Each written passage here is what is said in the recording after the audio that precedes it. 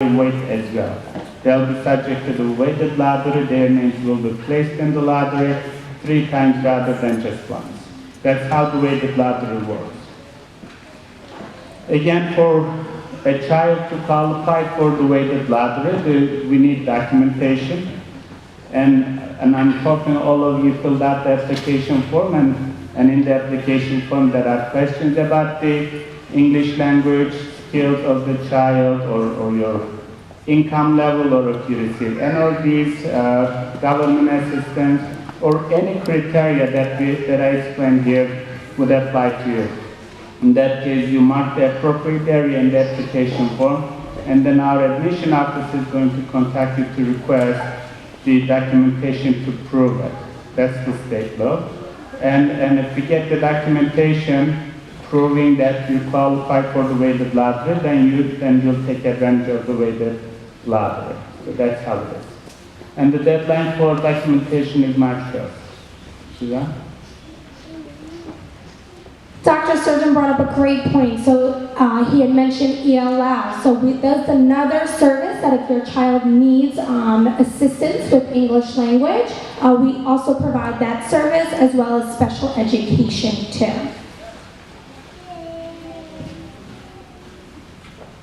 Before you move on, can you go back to the number of available spaces? This year we're accepting 96 students in kindergarten only.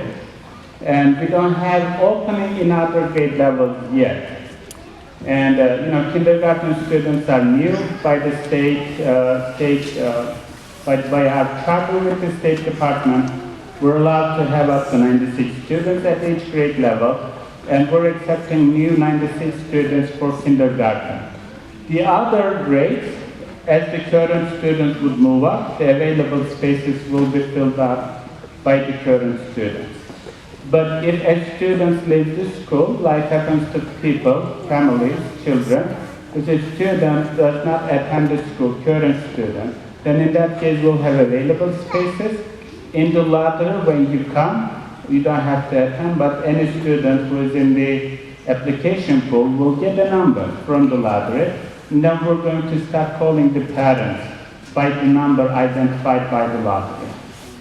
That's how we're going to handle it. As far as I know, I checked the application numbers that today, we already received around 300 applications for kindergarten. The total number of applications for all grades is 1,175. And last year, the total number of applications we received was 1,600, around 1,600. But the applications are still going on. Applications are due end of February. I think we're going to hit at least 2,000 this year. But as we speak today, this morning, the number of applications is approximately 300 for kindergarten. So this is just to give you a visualization of how the process works. So as we had kind of went in before about the in-district students or in-district families, we also have siblings. So let's say you are a parent here right now and you already have a child attending CJCP, but you have another child that is not attending CJCP. Those families do have priority over families that don't have a child attending CJCP, because we want to understand that families do want all their students attending the same school. This again is only though based on the availability of seats, as Dr. Surgeon had went over. After that, then you move on to the in-district applicants. So first you do the in-district siblings, then the in-district applicants. After we've done that process through the lottery, then we go through out-of-district applicants. Once seats are all filled with the in-district students from the lottery process, those remaining seats are then filled with out-of-district.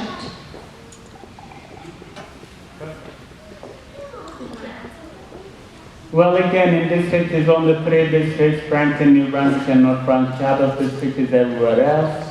And I'd like to talk about the sibling preference a little bit. It's kind of confusing, but I'll take any questions you may have at this moment about the sibling preference. Let me explain it first. Okay. The sibling preference works like this. If you have a child, for example, one of them is at kindergarten, the other one's at third grade. And if you don't have any available space in third grade, sibling preference wouldn't apply because all seats are taken. Then your kindergartner will get in. And in the future, hopefully, or not hopefully, and some spaces will become open, and then in that case, we're gonna give preference to the siblings. If you're coming back or if you're staying for the afternoon session, we're going to repeat the same presentation for middle and high school students, and you'll see in that presentation that we're enrolling additional 96 new students for 6th grade. If you have a sibling, kindergarten and 6th grade, since we have 96 students, 96 seats available in kindergarten and 6th, if one student gets in, the other one will get in automatically, because we have available space as we speak. Just so you know, typically 1/3 of the seats are given to the siblings, pretty much, more or less. And I anticipate that these 30 seats will be taken by siblings. Siblings of students currently attending the school, or siblings of students who won the lottery. And if you have a kindergartner and a 6th grade, you make sure that you put applications twice, one for each child. And if one of them gets in, the other one will get in. Make sense? Now, do you have a question?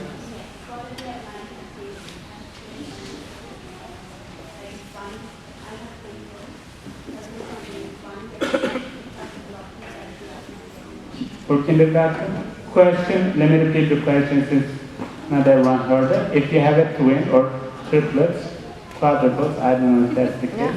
But if you have a twin for kindergarten, if one gets in, the other one will get in automatically. They'll get numbers back to back.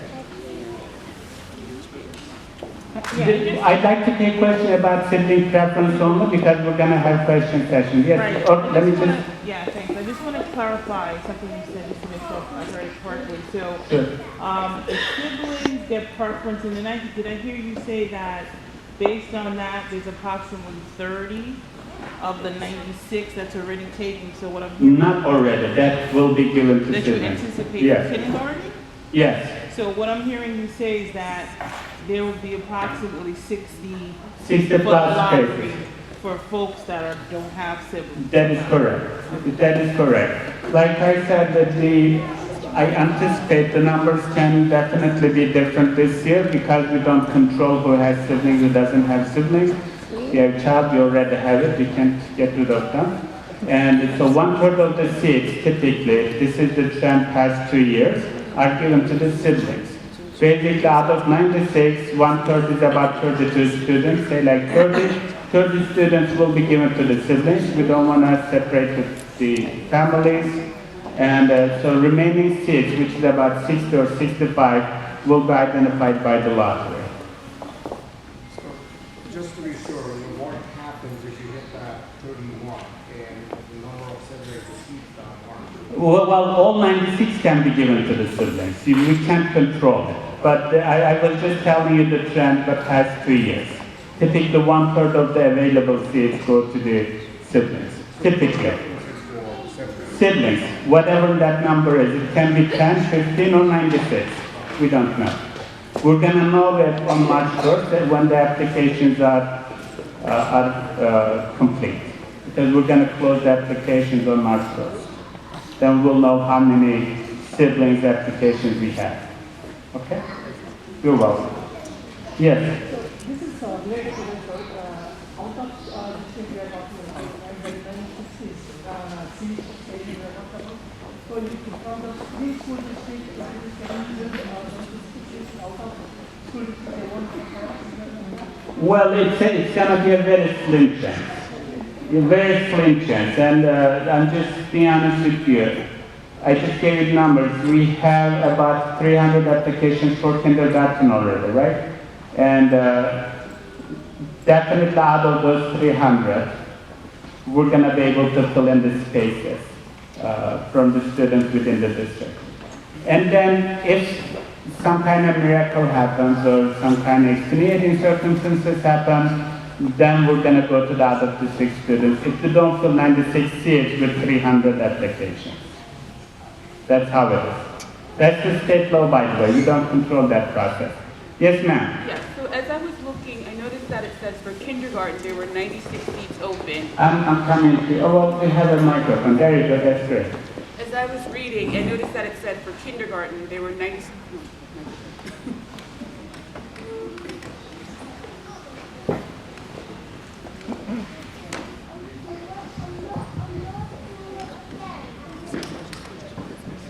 As the IT department takes care of the microphone, let me talk about the transportation a little bit.